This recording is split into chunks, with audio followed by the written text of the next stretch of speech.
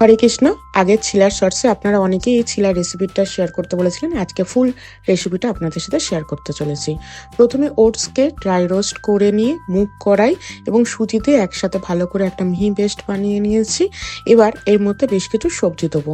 আমি ছিলাতে সবজির পরিমাণটা একটু বেশি দিই। প্রথমে দিয়েছি বাঁধাকপি, গাজর, আদা এবং কর্ন দিয়েছি আজকে ছিল, এবং ধনে পাতা দিয়েছি। প্রত্যেকটা গ্রেট করে দিয়েছি। আপনারা আপনাদের বাড়িতে যে যে সবজি অ্যাভেলেবেল থাকবে সেগুলো দিতে পারেন, ক্যাপসিকাম, কাঁচা লঙ্কা, বিট এই ধরনের। এরপর মিক্স করে নিয়ে উপর দিয়ে দিয়েছি জোয়ান, অল্প গরম মশলা গুঁড়ো, অল্প জিরে গুঁড়ো, অল্প ধনে গুঁড়ো, আর একদম নামমাত্র দিয়েছি হলুদ। এবার টেস্টের জন্য উপর থেকে পরিমাণ মতো লবণ দিয়ে ভালো করে একদম মিক্সচারটাকে রেডি করে নিচ্ছি।